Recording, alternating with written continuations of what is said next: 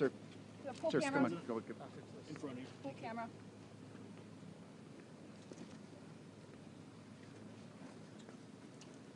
Okay, thank you very much.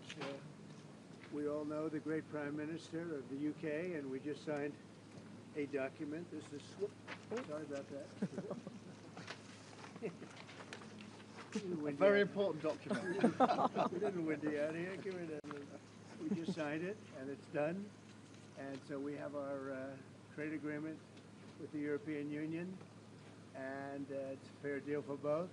Going to produce a lot of jobs, a lot of income, and we have many other ones coming. But you see the level of enthusiasm is very good. But the relationship that we have is fantastic. So I just want to congratulate you. But Donald, thank you very much. This now implements on car tariffs and aerospace, our really important agreement. And so this is a very good day for both of our countries, a real sign of strength. So thank you again, Donald. A really important day for both of us. Great people. Has anything changed in the agreement since you spoke on the phone from the Oval Office? Not much. No? Mr. President, may I ask you a question, please? G7 leaders are calling for de-escalation in Israel and Iran, but you are the key to unlocking that. And here I am. And here you are. So can I ask you, sir, have you spoken to Prime Minister Netanyahu?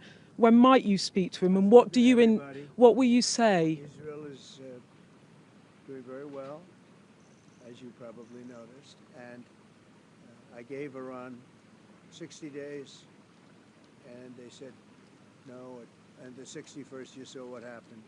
Day 61. So I'm in constant touch, and as I've been saying, I think a deal will be signed, or something will happen, but a deal will be signed. And I think Iran is foolish not to sign one. Mr. President, Iran is accusing Netanyahu of attacking them to deliberately derail your nuclear plan that you had. What do you say to that? Do you think that's true? No. Look, Iran should have signed the deal. If it would help bring Iran to the negotiating table, would you guarantee that the U.S. would not get involved militarily? Well, I think Iran basically is at the negotiating table. They want to make a deal. And as soon as I leave here, we're going to be doing something. But I have to leave here. I have, this commitment. I have a lot of commitments. I have a commitment to a lot of countries, including the UK, where we just signed our deal. Mr. President, where are you settling on steel tariffs with respect to the UK? Are those going to zero, or are they staying at 25? We're gonna let you have that information in a little while.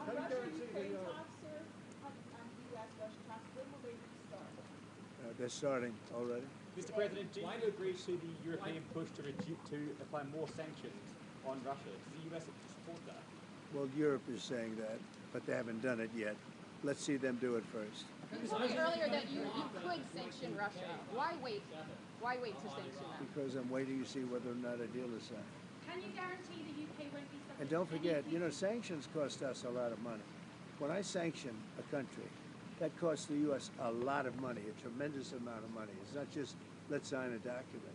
You're talking about billions and billions of dollars. Sanctions are not that easy. It's not just a one-way street. And just quickly, do you think that Israel can... The submarine agreement, is that still proceeding? You've initiated a sort of review of that. Yep, we're proceeding with that. It's a really important deal to both of us. I think the President is doing a review. We did a review when we came into government, so that makes good sense to me. But it's a really important... We're very long-time partners and allies and friends, and we've become friends in a short period of time. He's slightly more liberal than I am, to put it mildly. We stand slightly on the left. But for some reason we get along. We make it work. Mr. President, did you Can I just... add one thing on Russia? There are quite a few British voters worried by the war. Can you reassure me that is not the case? I don't. Saving lives. I only care about saving lives. We have nothing to do with it except that Biden stupidly let us get into that mess and gave them $350 billion. $350 billion. And yet, despite that, you saw how we did in the Middle East. We took in $5.1 trillion. We have $15 trillion almost, looking around that number, going to be invested in the U.S. So the money is not the thing in this case. It's 5,000 young people are being killed every week in Russia, Ukraine. And if I can stop that, I'll be very happy. They're Ukrainian and they're Russian.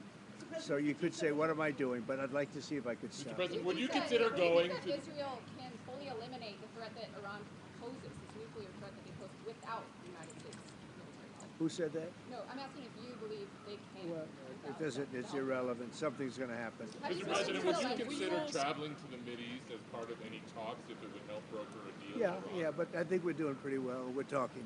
You don't think We you'll have a need to? thing called the telephone, so we're talking. But Mr. President, do you think you it's can- always better to talk in person. Mr. Mr. President, do you President, want to do you- see regime change in Iran? I want to see no nuclear weapon in Iran, and we're well on our way to making sure that happens. And Mr. we've had a President, discussion about do that you this morning. think There's you a can in the de-escalate? G7 absolute clarity in relation to the nuclear program. We do not want to see it. Mr. President, millions of people are so anxious about. What? The UK is very well protected. You know why? Because I like them. That's why. That's their ultimate protection. Thank you very much. The Prime Minister's done a great job. I want to just tell that to the people of the United Kingdom. He's done a very, very good job. You know, he's done what other people, they've been talking about this deal for 6 years, right? 6 years. And he's done what they haven't been able to do. So he's done really a very good job. One more Canada, now that you're here, you still think it should be criticizing you, saying that you were complicit in the war. I don't know what Tucker Carlson is saying. Let him go get a television network and say it so that people listen. And quickly, have you Thank you. spoken to Zelensky before your bilateral? Yeah, a lot of them. Japan? A lot of them. Could happen. How'd it What go happened? with the Japanese, sir? Well, Thank you. We're on 51st date.